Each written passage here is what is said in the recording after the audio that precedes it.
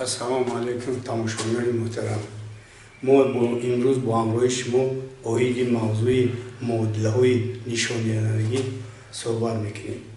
معادله نشاندهندگی گفته خیلی معادله رو می‌نامم. معادله نشاندهندگی اصلا در نمود زیرین نوشته می‌شود.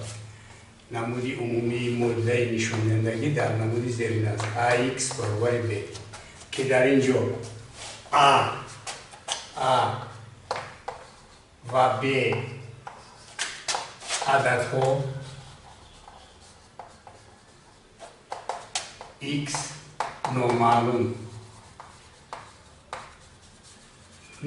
می باشد. ما برای اینکه این معادله و نمودی معادله رو حل نماییم باید که پیش از همه وقتی در هنگامی حل کردن کوشش نماییم که همین عدد a که نوشته شده است و عدد b نوشته شده است همین ها یخیله شود. یعنی در طرف چپی معادله درجه نشان شده است. یعنی a در درجه x نشان دهنده درجه a باشد، اساسی درجه. در طرف راست هم b هم درجه حساب می‌خورد اگر به شرطی که نشان دهنده درجه در اینجا یک برابر است. برای اون که این معادله حل کرده شود ما باید کوشش کنیم که a و b رو یخیله کنیم. وقتی که a و b یخیله می شود از این حال ما درجه رو حل میکنیم. مثال عادی این مثال یکمی که در کتابی که ما با همراه شما حل کرده استودیم چنین نمود دارد. 5 در نشان دهنده 2 تقسیم x 5 در نشان دهنده 2 تقسیم x برابر 5. اگر ما با همین مثال نظر افکنیم میبینیم که در طرف چپ 5 در نشان دهنده 2 تقسیم x است، در طرف راست 5 در نشان دهنده 1 است. یعنی یگان چیز نوشته نشده است، این 1 حساب می‌خورد. برای همین ما همین می‌نویسم که 5 در نشان دهنده 2 تقسیم x برابر 5 در نشان دهنده 1. یعنی معادله‌ای که بالا در نوشته شده بود با معادله‌ای که در پایان ما نوشتیم این هر دوش برابر قوه است. اکنون برای اینکه ما حل کنیم و معادله رو حل کنیم پیش از همه نگاه میکنیم که در این طرف هم اساس 5 است، در این طرف هم اساس 5 است. بنابراین وقتی که اساس ها در هر طرف یخیل میشوند این برابری در همون مورد فقط در همون مورد اجرا شونده است که اگر باشد که درجه های نشان دهنده های آنها باید دیگر برابر شود. ما همین اساس کرده می نویسیم که 2 در تقسیم x برابر 1 است. وقتی که ما این معادله رو با این معادله آوردیم یعنی معادله بالا با این معادله برابر قوه است. اگر این در این موردی که ما نوشتیم اگر x رو یافتنی شویم ما x رو میابیم x برابر 2 تقسیم 1 یا که x برابر 2 می شود. اگر در همین مثال ما سنجش کنیم اگر سنجش نرسیم ما سنجیم که درست کار کردیم درست کردیم یا جو خطا کردیم ما همین x در معادله اولی که برای ما داده شده است 5 در نشان دهنده 2 تقسیم x برابر 5 داده شده است با جای x 2 میگذاریم 5 در نشان دهنده 2 تقسیم 2 برابر 5 می شود. اینجا 5 2 رو با 2 تقسیم کنیم 1 می شود، این برابر 5 است. یعنی مثال ما درست کار کرده شده است. اکنون ما مثال کمتر مثال تغییر میتیم. اما مثال آیندهش همین نمود داشته است.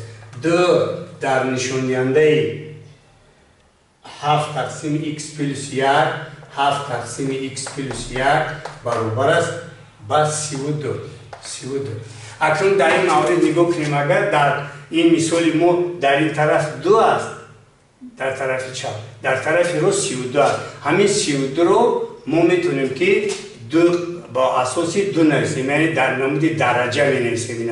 در نمود درجه نویسیم این گفتنی گفت که 2 در نشان دهنده 7 تقسیم x پلس 1 رو می نویسیم و 32 رو اگر 2 رو ما با شرطی که 5 مرتبه ضرب کنیم این 16 این 32 میشه. یعنی با جای 32 میتونیم که 5 مرتبه 2 رو ضرب کنیم. بنابراین ما همین نوشتجات خود رو چنین می‌نویسیم x plus 1 برابر 2 در نشانده 5.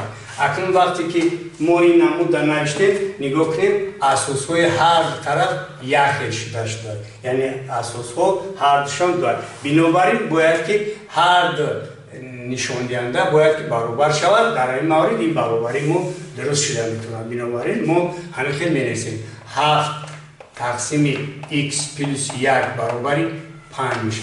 اکنون ما x plus 1 رو می‌گوییم. x plus 1 رو اگر که ما از اینجا بیاوریم این برابر میشود 7 تقسیم 5. 7 تقسیم 5. اکنون از اینجا پلوس 1 برابر 7 و 5 اگر ما تقسیم کنیم 7 و 5 1 تا میرسد، 2 میمونه، 2 20 و 5 4 تا میرسد، یعنی 1 از 4 میشه. اگر x رو گفتنی شده ما باید 1 از 4 1 رو ترک کنیم، یعنی جواب مثال ما میشود 0 از 4 یا که 4 تقسیم 10 یا که 2 تقسیم 5 نوشتن میتونیم. همین نمود نوشتن میتونیم. ما باز مثال پیشتر میریم، مثال دیگر مثال رو حل میکنیم. مثال فرض کردیم مثال نمودی ذهنی دارد. 6 در نشاننده x تربیع 2 برابر است با 5 در نشاننده 2 تربیع x. اگر ما با این مثال نوشته شده نظر افکنیم، در این مثال هم اساس یکم 6 و هم اساس 5 رو در نمود مثال پیشینه کار کردن نمیتونه، یعنی 6 و 5 رو با ضرب‌بندی که یک نمود کردن نمیشه. بنابراین ما در این مثال شرط دیگر رو استفاده می‌بریم.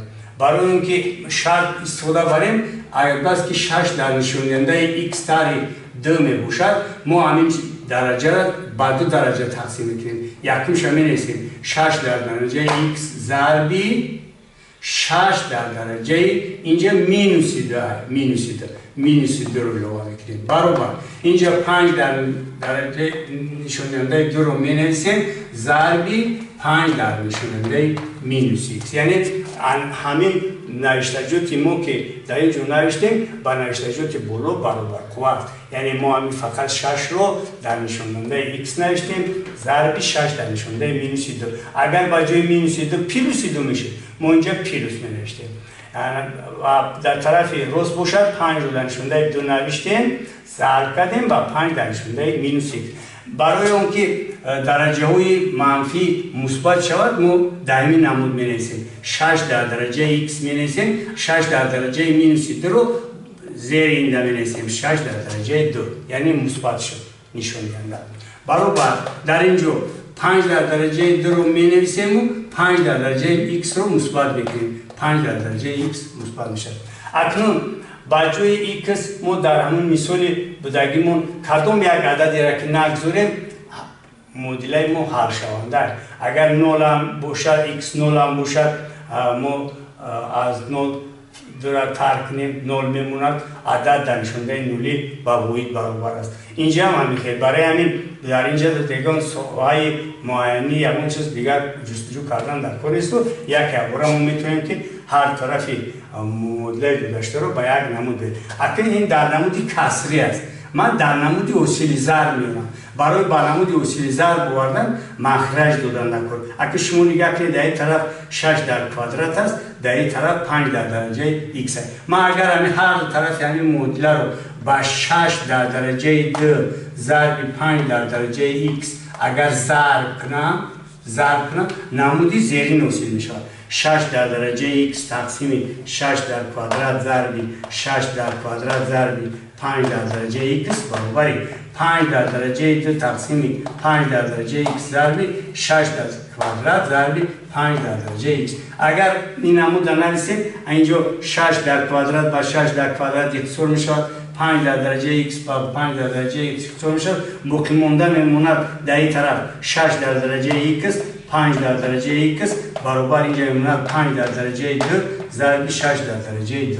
اکنون از بس که نشان دهنده های هر دو طرف یخیل است، ما همین هر طرف این خیلی هم نوشته میتونیم 6 ضرب 5 در نشان دهنده x برابر 5 ضرب 6 در نشان دهنده 2. اینجا 6 و 5 ضرب کنیم میشود 30 در نشان دهنده x برابر 30 در کوادرات. یا که وقتی که در این مورد نگاه کنیم اگر اساسا هر طرف برابر شد، یعنی در اینجا هم سی، در اینجا هم سی، این برابری همون وقت و فقط همون وقت اجرا شونده است که اگر باشد که x برابر 2 باشه، یعنی مثال ما جواب مثال ما x برابر 2 میشود. این است نمود عادی معادله های عادی ترین که ما در درس آینده با همراه شما اوید مرکبتر، مثال مرکبتر بدهیم بریم و دانشی گرفته ای که در این ساعت درسی گرفتیم و یا مکمل میکنم. ما از شما خواهش دارم بچه ها که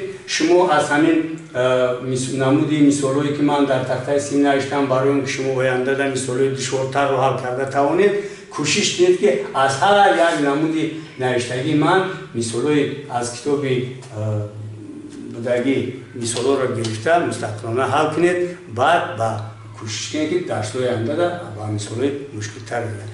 با دقتتون رحمت.